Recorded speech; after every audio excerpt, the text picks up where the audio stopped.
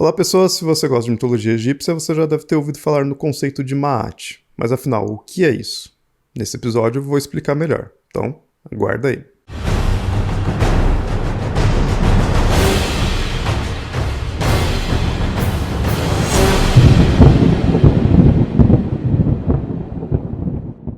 Antes de começar, sempre lembrando, curta aí o vídeo para não esquecer de curtir depois, se inscreva no canal caso não seja inscrito e comenta aí o que está achando dos vídeos.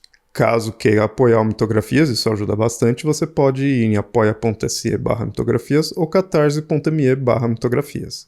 E agora vamos para o tema do episódio. Então hoje eu vou falar de Maat na mitologia egípcia, e é um conceito bem importante, muito importante mesmo, que vai além da mitologia, né? Vai além do mito. É um conceito muito ligado à religião e à sociedade egípcia da antiguidade. Praticamente é a ordem do universo, é o que mantém tudo. Essencialmente significa a forma como as coisas devem ser. Isso é Maat. Então ela é uma força da natureza, mas basicamente a força mais fundamental e mais importante da natureza, porque era o que realmente mantinha. Sem ela nada haveria, porque não haveria uma ordem. Mas é muito mais provável você ver ela como uma deusa personificada e não como um conceito. Por isso que às vezes pode ficar um pouquinho confuso, né?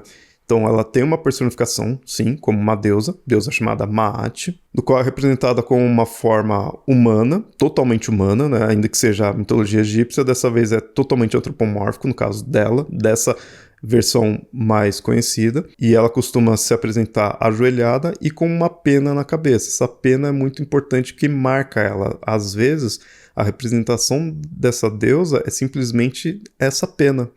Essa pena já significa ela, e é muitas vezes chamada de pena de Maat. E aí, justamente, ela é uma deusa da verdade, da ordem, da justiça e do equilíbrio. Então, tá ligado aí o conceito, né, de Maat em si. Essa deusa, por ser a personificação, é a deusa desses elementos do qual o conceito representa. Como deusa personificada, ela é filha de Ra e esposa de Thoth. E aí também a gente vê o porquê, né, justamente esses deuses. Ra é o deus supremo, e muitas vezes posto como um deus criador, e aí justamente então a ordem é filha dele, digamos assim, né? A força que mantém toda a existência é filha do deus responsável por isso, né? E também porque esposa de Thoth. Aí tem uma questão, às vezes é visto que Thoth ama Maat, né? Porque aí Thoth amaria essa ordem, ama o equilíbrio, né? Ele, sendo um deus escriba, é o deus que coloca a lei, né? Que ele também seria um deus da lei, né? Então ele escreve a ordem, digamos assim, ele escreve a justiça, né? Lembrando que é uma sociedade que não... quase ninguém lia e escrevia, né? Então os escribas eram muito importantes, que ainda que não houvesse isso daí, havia sim quem soubesse escrever, que são justamente os escribas. Então eles que registravam tudo. Então eles que registravam a lei, eles que se colocavam, né, ali, fixava, né? Não vou dizer que colocava no papel, né? Não é exatamente papel em si. Eles que fixavam, né? E aí Thoth seria isso, né? Então ele que fixa a ordem, ele que fixa a justiça, ele que fixa as leis, né? Ele que fixa a verdade. Por isso que é aquela ideia, né? Ele ama Maat, porque ele trabalha com ela, né? Digamos assim. A função dele está muito relacionada a ela. Mas ela é uma deusa que difere um pouco das outras, porque ela não tem muitos mitos, ela não tem muitas narrativas, né? É mais a definição dela. Então ela acaba sendo uma deusa muito mais abstrata. Na verdade, ela se prende mais a esse conceito de Maat, que é extremamente importante. A ideia de Maat como um conceito é maior até do que a deusa em si. A deusa justamente é uma personificação, né? É a personificação, mas é um ponto, é um pedaço, sabe? É importante, óbvio, claro, mas a Maat é muito mais esse conceito do que uma divindade em si. Então a gente não tem muitos relatos dela, de mitos, né, de coisas que ela faz, ainda que ela tenha uma extrema importância no submundo, né, no pós-vida ali, é extremamente importante para nós, seres humanos, mas é a função ali dela, não tem tanto um relato, um mito em si. Então, como conceito, ou para ser mais exato, como uma força da natureza, e justamente uma força relacionada a essa ideia de manter a existência, ela está ligada à cosmogonia, ela seria uma força que estaria ali desde o início, justamente, né, para poder manter. Aí, assim, não são todas as versões de cosmogonias de qual mostra esse conceito. Não vou nem dizer essa deusa, né, em si, mas esse conceito está muito relacionado também à deusa Tefnut, que é a deusa da umidade, o que forma o primeiro casal de deuses, né? Então são deuses primordiais ali. Por ser o primeiro casal, então é o que começa a dar forma, né, à existência. Então Maat está ali. Então é uma parte ali de Tefnut, né? É uma versão de Tefnut, digamos assim. Mas por ser algo que vai além do mito, né, além da mitologia, já que ela nem tem tanto em si uma narrativa, né, não tem tanto um mito, ela vai além. Então se prende muito também à sociedade egípcia. E por causa disso é muito importante para o faraó. O faraó, por ser o líder ali do reinado, então ele teria a responsabilidade de manter a ordem nos egípcios, né? Então manter a ordem é ele que tem a responsabilidade de manter Maat. Mas como isso é algo mundial, né, seria do universo todo, né, da existência, a ordem da existência, então a responsabilidade do faraó é manter a ordem do universo, que é Maat. Isso acaba sendo um reflexo dos deuses, né? Os deuses criam e mantêm o universo, utilizando-se de Maat, que é justamente o equilíbrio, né, para manter tudo equilibrado. E o faraó, sendo um representante dos deuses, né, um intermediário da humanidade com os deuses, uma ligação, ele tem a função de continuar mantendo essa ordem, continuar mantendo Maat, né? Então é ele que traz Maat aqui para a Terra e mantém, para tudo continuar coeso, tudo continuar equilibrado e continuar tendo uma ordem. Para você ver que Maat é bem importante, o conceito é bem importante, que mesmo quando o Akhenaton subiu ao poder e ele fez aquela revolução ali na cultura egípcia, do qual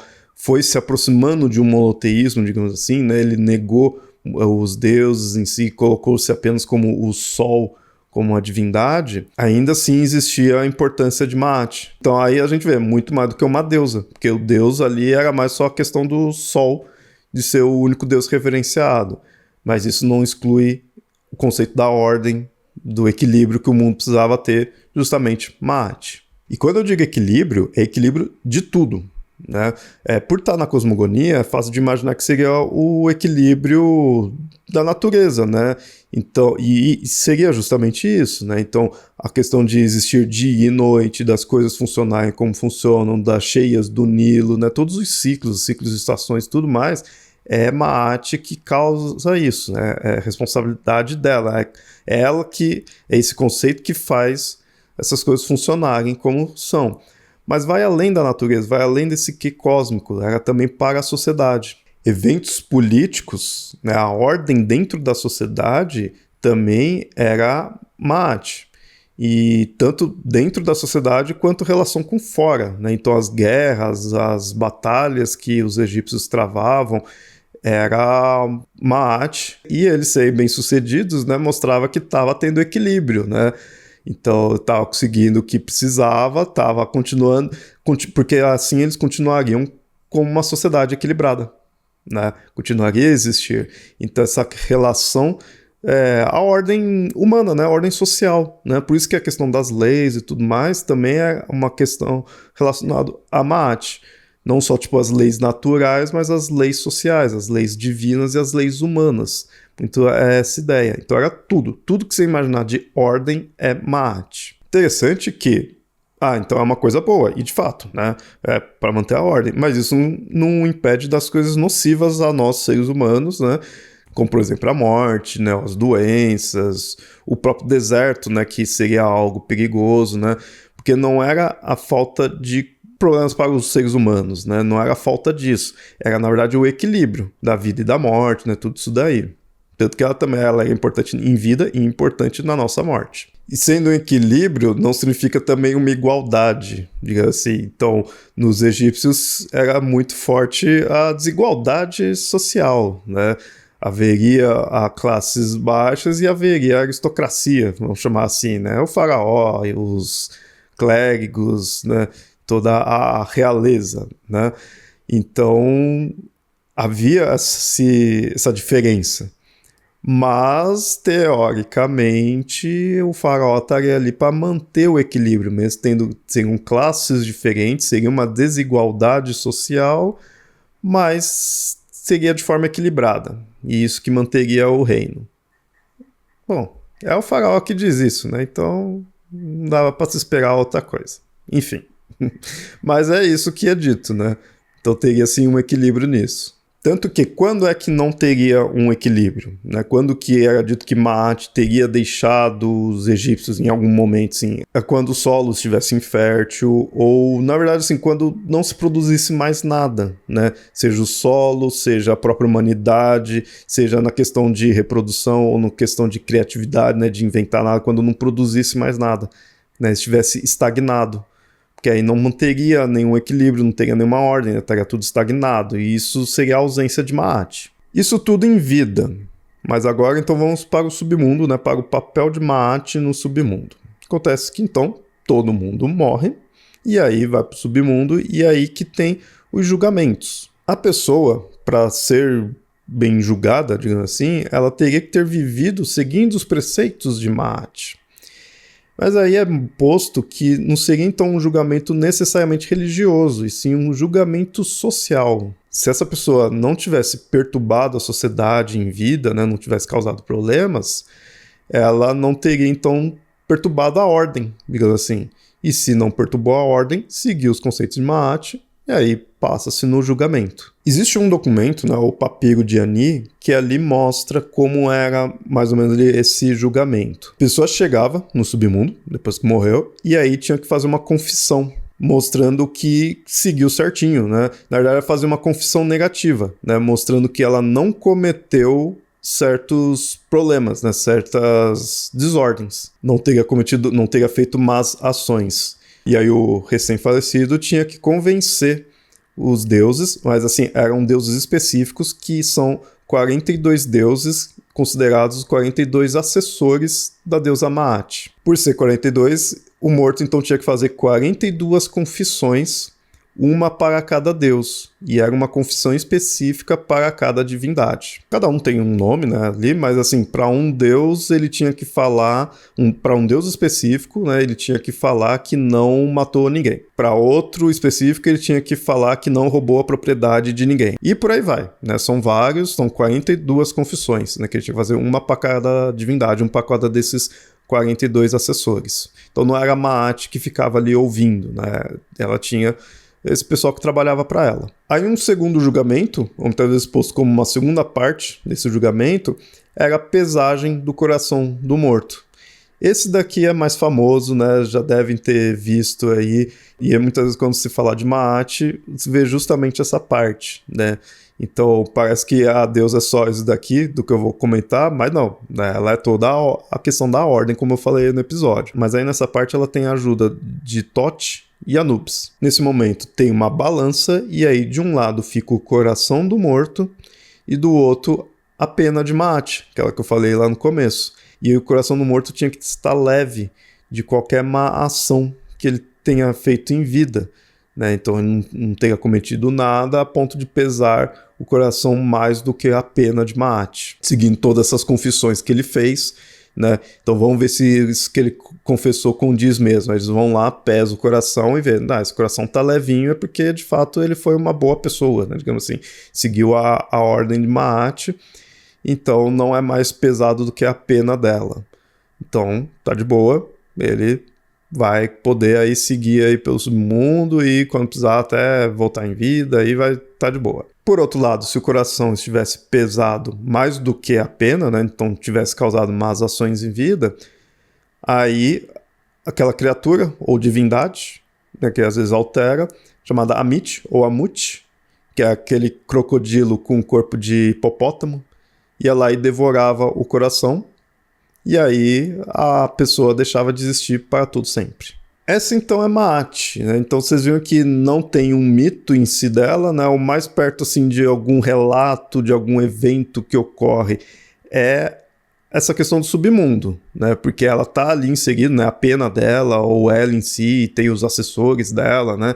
E aí é um evento em si, né? Mas é um evento que, na verdade, todo mundo passa por ele porque é um submundo, né? Se de repente isso daqui for isso mesmo, quando você morrer, você vai para lá. Então já presta atenção aí na desordem, né? No que você não pode fazer, né? Tudo. Pra quando ir lá e falar com os assessores e tiver honesto, porque eles vão depois pesar seu coração e vai ver mesmo se você tá sendo sincero ali com eles, né? Então, presta atenção, são 42, então é fácil de ver quais que são, né? Não tem problema aí, não é nada longo. E isso considerando que o submundo seja mesmo desse jeito, né?